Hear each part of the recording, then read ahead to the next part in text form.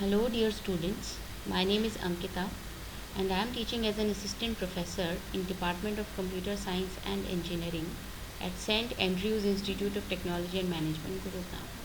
I welcome all of you to the online lecture series of Object-Oriented Programming, and in our today's video we are going to learn about initializer list, static data members and member functions.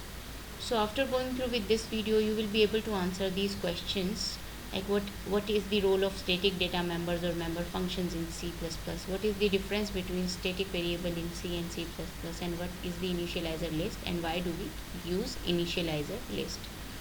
So let us begin with the initializer list. Our program is made up of various variables and the member functions or the functions or the methods. These methods are used to assign values to the variables or to perform some operation on the variables. So if we talk about C++, we have the concept of classes and objects are the instance of the class, whereas a class contains the blueprint of your algorithm. Whatever you want to perform through your program, it is written in the class, and with the help of object we execute our class in the main function. So initializer list is used to initialize such variables which we are having as data member in class in C++. So we can write a program with or without the C classes in C++. So that means we can have classes or we may not have classes. I mean, we can write our program without using classes also. But if we are having class in my program, if I am writing any program with the help of class, then initializer list can be there, or it should be used in certain circumstances which we will be looking next. So this is the list which is used to initialize the data members. Data members are the variables which you define inside your class. The syntax of this initializer list begins with the colons, and whereas you can separate each of the variable with the help of comma.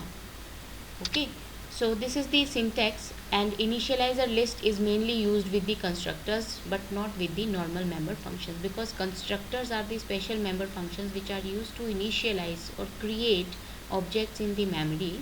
So indirectly what they are doing, they are building up the objects in the memory, or they are assigning some values to the data member of objects. We should understand that object is not a single entity, but it contains all the data members as well as member functions of your class. So to assign value to our data members through object, we use constructors. We create constructors in our class for that purpose. And with the help of initializer list, if we have multiple classes or inheritance situation, then we can assign data members of base class as well as the derived class. So we will have more examples also. So this is the basic example to denote or to define how we use initializer list. So this is the this is the local variable of this constructor, and this value defines the data member which is equivalent to the, or which is having the value of this value which is taken from the parameter list of the constructor. So the before going further into initializer list, we should understand what is the order of execution in the inheritance of what is the order of constructor execution in inheritance. As we know that constructors are the special member function to create objects in the memory, so they are called automatically when we create our objects. So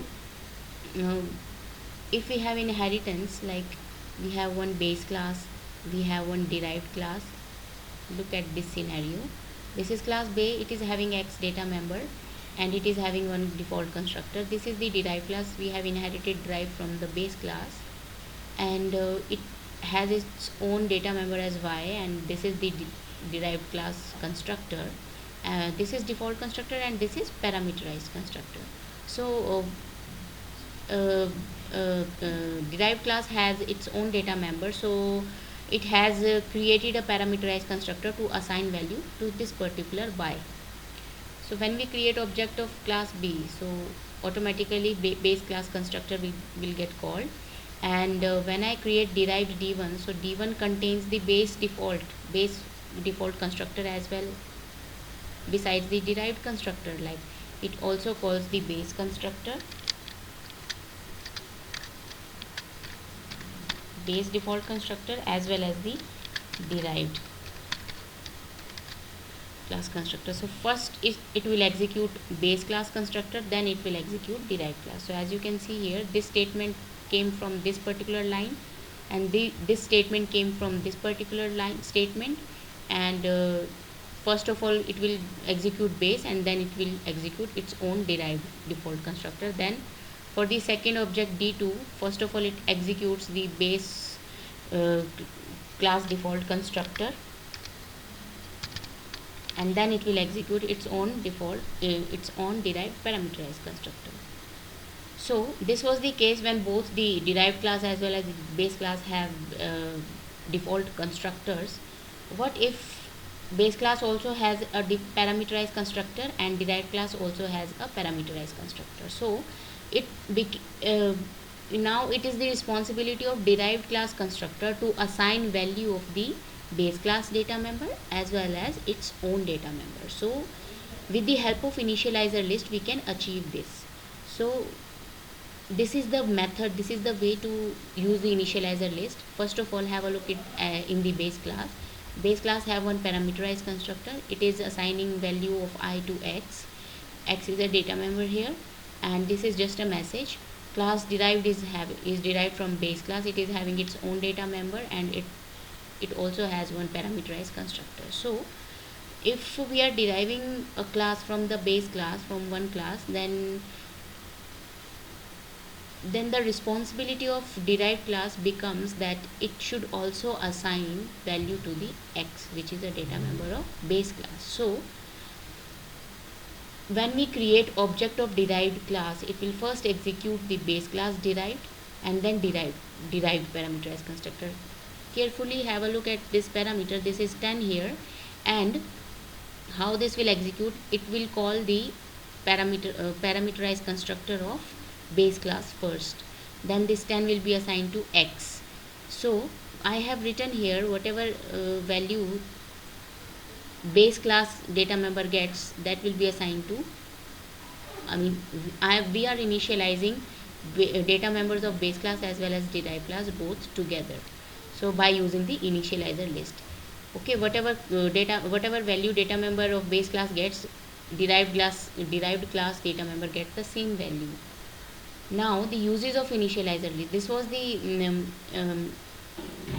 the example to understand what is the order or the sequence of constructor execution in the inheritance case. Because the initializer lists are specifically used with the constructors only, we cannot have initializer list with the normal function. So this is the method. So doing so, we should know how the constructor execution happens in the case of inheritance. Use of initializer list. There are many situations wherein we have to use initializer list. First one is when base class do not contain any default constructor, like we have seen here in this example. Base class does not have any default constructor. It directly have the parameterized constructor. So have a look at this example. This is base class, this is having one parameterized constructor, but derived class having a default constructor here. So what is happening in the default? Either you create object here in this constructor, or you create the object of base class here in the main function. So that will not make any difference. Output will be same in both the cases if you write this particular statement here in this. Okay, so what is happening here? This is the example where we have not used initializer list. So either we can write this particular statement here or in the main function also. So the normal execution will happen here. Okay, so next, if what I am doing here, I am directly initializing x with the value 10 by just calling the parameterized constructor of base class. So here we can use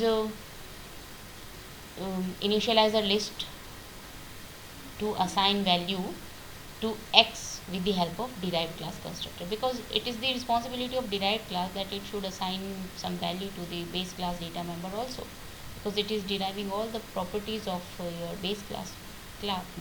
So this is the parameterized constructor and this is the derived class initializer list. So instead of writing this here, we can write the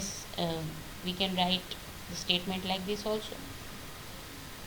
Okay, so you can now remove this particular line. So you will get, first of all, when we are creating derived object here. But one more thing, we should note that uh,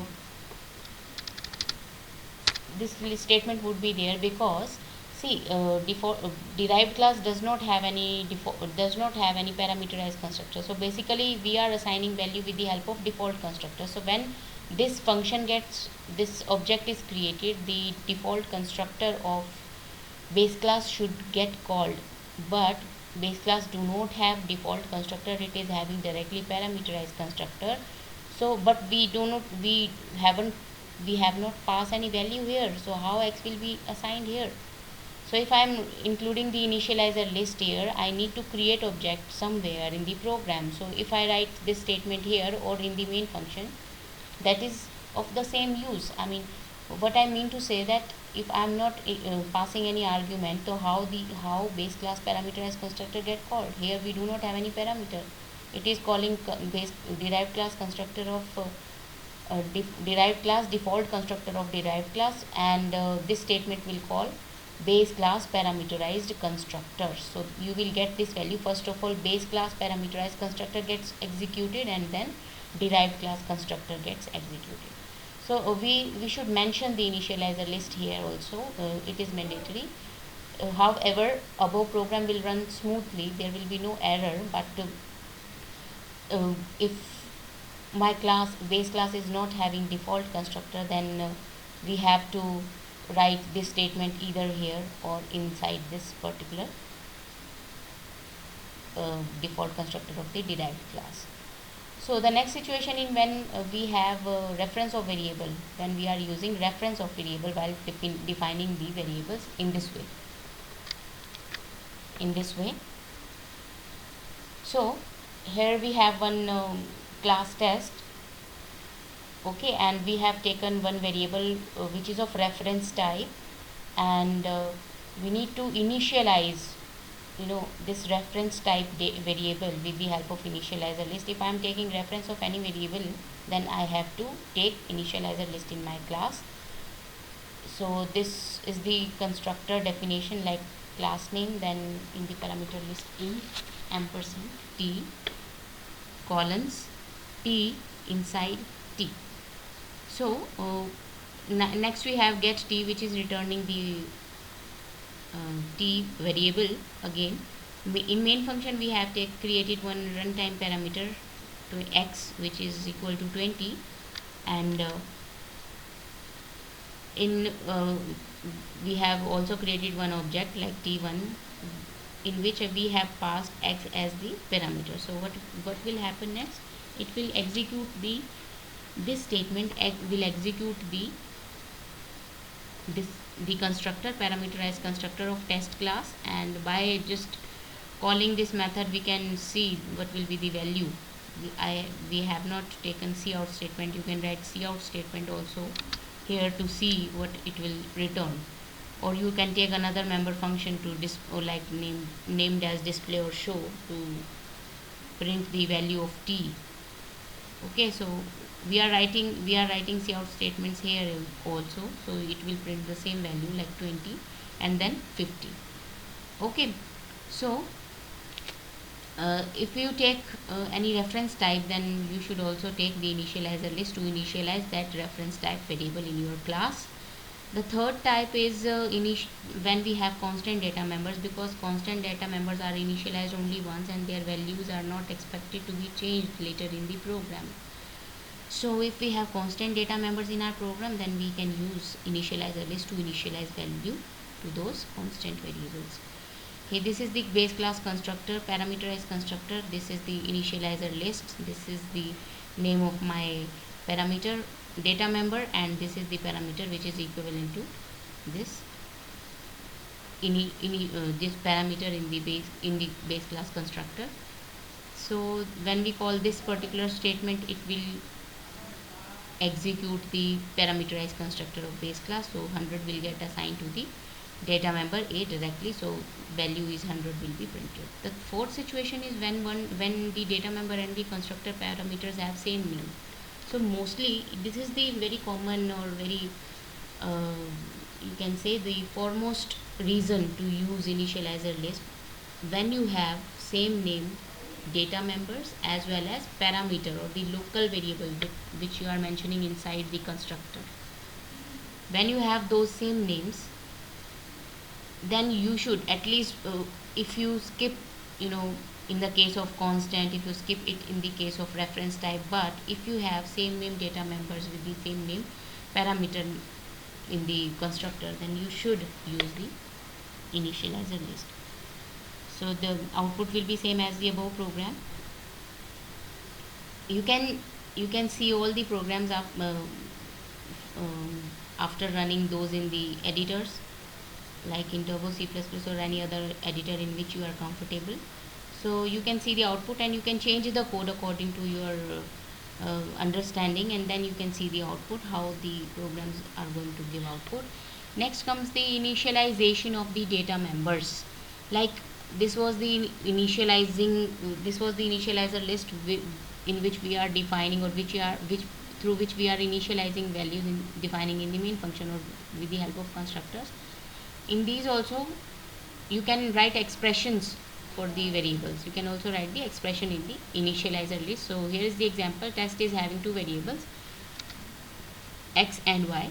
So this is the default constructor which is having initializer list named x, which is having expression x plus 10 and comma y, which is having expression x plus 10. So okay, so there we should remember two things here while we are writing expressions here to initialize the data members. First of all, whatever you write here in this, the number can be anything, or the value can be anything to which you want to add, you multiply, or to subtract.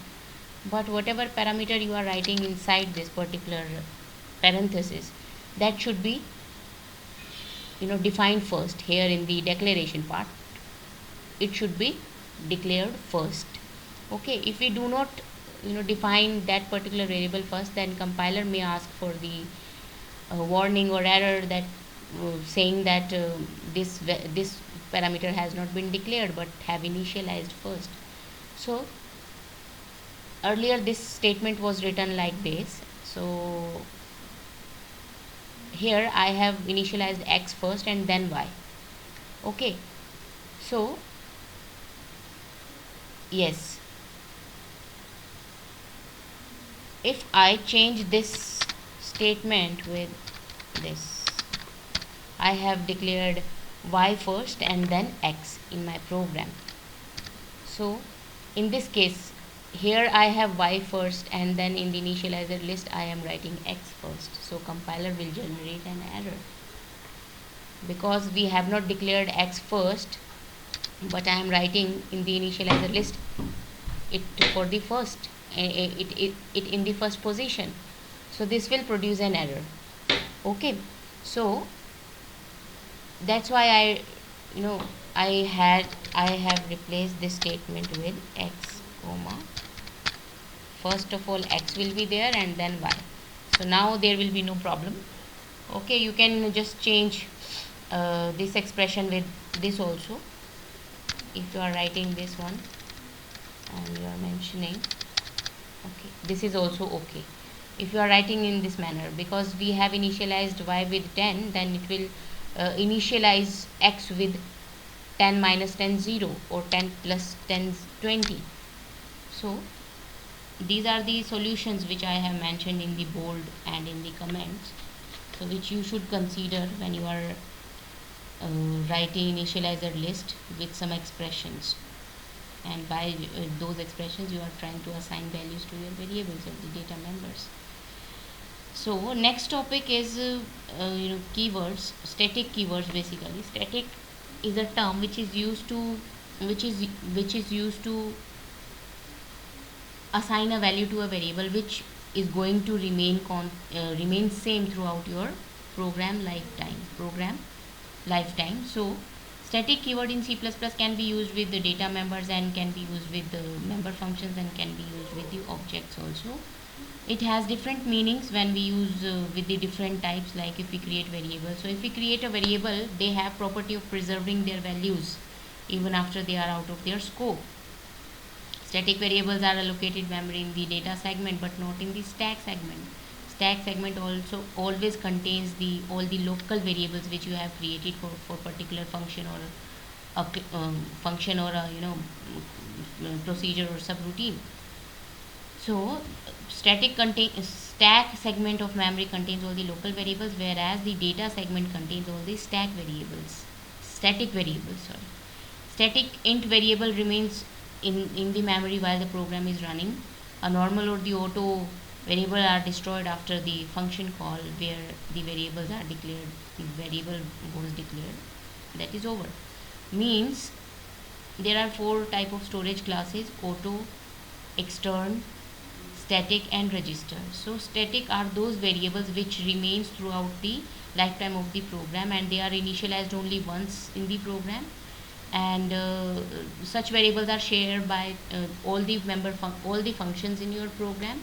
Their values are their values does not remain same throughout all the function calls. So static variables, they are like global variables, you can say. They are initialized 0 when we initialize them, when if we do not initialize them explicitly. Static variables and the functions are very much possible in C++, and the purpose is to limit the scope of a variable or function to a file. Or static variables, we will see first of all how these are going to behave in the case of functions. When a variable is declared as static, the space for it gets allocated for the lifetime in the data segment of the memory. Even if a function is called multiple times, the space for the static variable is allocated only once. If we call function again and again, but it doesn't mean that it will create a separate memory each time when we call that function. Static variable gets only one memory location, and which is used by all the function calls. Okay, so this is the example of the variables, static variable function. So we have this function in which I have taken int static variable int count, which is initialized to 0. I'm just printing its value. This is count C++, count plus plus. Int main function, I have taken for loop, so I will see that in whatever number of times I am calling this demo function, whether the value of the count remains same or it gets changed.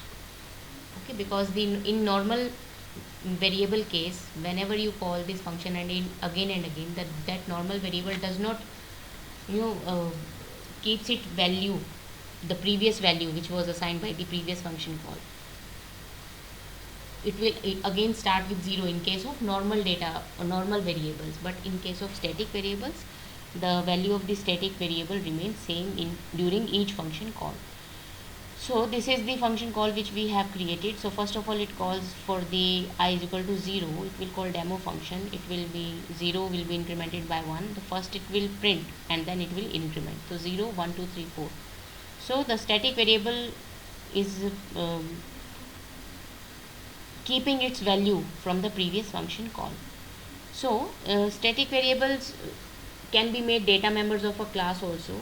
So if they are treated as a data member in the class in C++, so their functionality is similar to those as used in C programming. So this is a static data member, and when you are using any static variable in case of classes, then you must explicitly define those static variables outside the class. Here class scope ends, so you need to write this definition to define your static data member explicitly. This static variable inside a class should be initialized explicitly by the user using the class name and the scope resolution operator outside the class. So here I am creating one object. So object, if I try to do here object 1 dot I is equal to 2, it will not create a second copy of your object, because they are initialized only once, or only that value is carried out from the program, but it will not, you cannot assign a separate or a new value to the object in this manner. Similarly, you cannot do this also. And I have created sample object 1. So 0, it will, in this function call also, or the constructor call also, it will keep value of 10, and for object 2 also it will be having value of 10. So this is again one example for the static data member. This is the constructor, default constructor, in which I have assigned 0 to my data member. This is the destructor. When I am having this main function, I have created one variable, runtime variable x is equal to 0, and I am comparing this x is equal to 0. If it is equal to 0, then create one object of class sample. If it is not, then directly come out of the main function or if statements. So here we will see how the constructors and destructors are going to execute in the case of a normal data member and a normal object. So here constructor will get called first, because yes, this value is true, it will enter, it will create the constructor, then it will call destructor, because the scope of this object is bound to be inside this if statement. Okay, the scope of this object is inside this if block. That's why it is first calling the constructor, then it is calling the destructor, and at the end it is calling the main function. Because in the case of normal variable, the scope becomes local of that particular variable, right? Okay, this is the section where I have created it. So all the related functions constructor will get called here only. Usually destructor gets executed when your program ends, but because we have ended the scope of if statement here, then it will call constructor first, then destructor, and then this particular statement.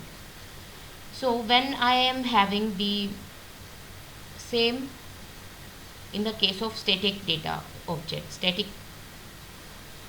of your class, like here I am having I is equal to 0 and the same constructor and the destructor. But if I have created a static object, this was the example of static object, what will happen, how the output will differ from the previous example. Here the scope of the static object or the variable remains throughout the program. So your functionality of objects, means whether you are creating constructor or destructor, it will get executed when your main function ends here. So how the output will occur now? If I created static object, it will first execute the constructor inside constructor statement, then we are ending the because this condition was true, it came on to this statement and then it executed the constructor. But in the case of normal variable, it was executing in destructor also, because destructor is associated with constructor or the object creation. So here when we end if statement, it will execute this statement first of all, end of main function, and then it will call the destructor, because the scope of this object, static object, is remaining throughout the program. So when you will end your final program, then the destructor gets called. Similarly, we can have static member functions in our class also, and this static member functions can have access of static data only. They are allowed to access only static data members or the other static member functions, or any function which is defined or which is not part of your class. So this sample is a class, this is the static member function, this is printing a welcome message, and in the main function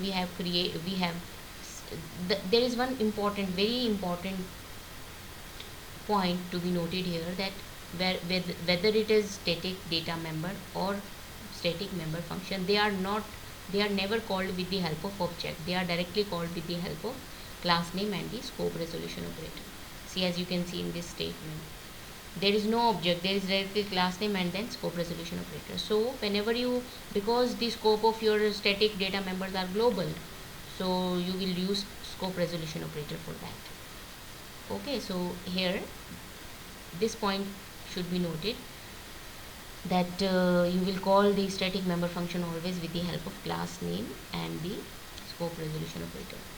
I have included one more example here, and the other way to write the definition, because for examination point of view you can read or you can go through with this PDF which I am going to share, so you can get much amount of content to be written in the examination. So this is again one different example to explain the explicit initialization of your static data member. Here we have class shape, 3 data members are there, length, breadth and height, one constructor is there, and one static int count variable you have created, and this is the explicit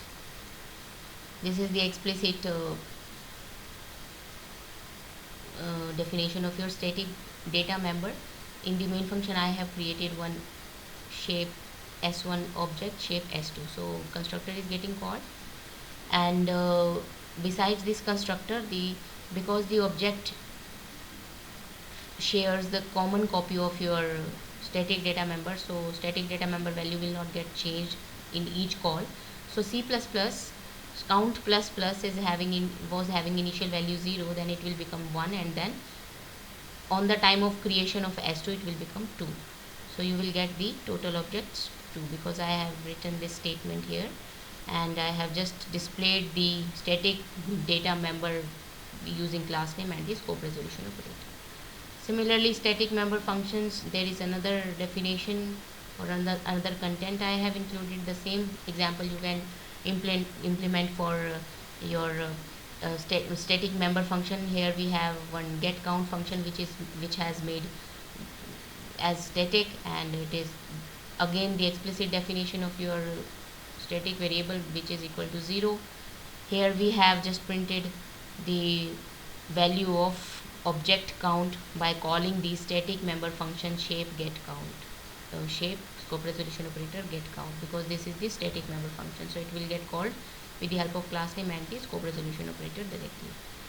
Here I have created one object, and then object 2 values will be assigned to the data members length, breadth and height with the help of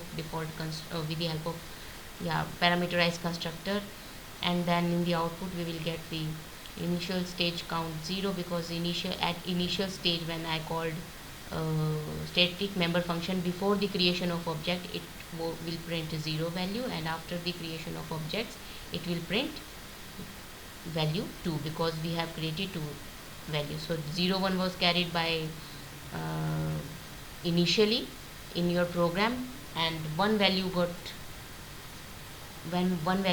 1 got, and after the increment number 2 was assigned to object count static variables. So in inheritance also we can have static data members, or we can use static data members in multiple classes also. This is class A, this is class B, both have the default constructors. Here we have created one member function as static, which is taking value of A. It is the explicit, and this class B is a container class. It is having a static object of class A.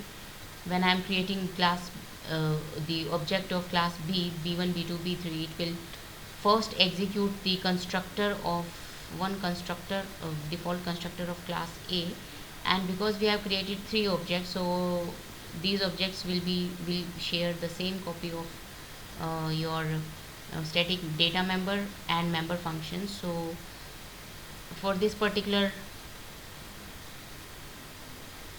object, if I'm going to print the value b1 dot get a function, static function returns the static object that is equal to a. I'm just assigning the value which is equivalent to a here. And because B's constructor is getting called 3 times, and static member function is using static member function is used by all the 3 methods, all the 3 objects, so it is displaying value 3 times. Similarly, also the static members can be accessed without any object or the variation of above if you want to. So okay, if you are calling the static member function with the help of object, then you have to assign it to some object in this manner. But if you are not writing this part, you cannot execute this one. So in the example below, one variation or one change I have mentioned that with the help of object or with the help of class name, you can directly call the member function of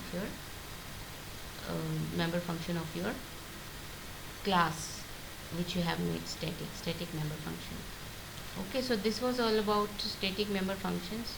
Static member functions or static data members are mainly used in the situation where we want to keep one value for whole program, for complete program. I want to create only one variable for throughout the program. So in that case, you have to create your variable as static, and static member function only access the static data member. So thanks for today.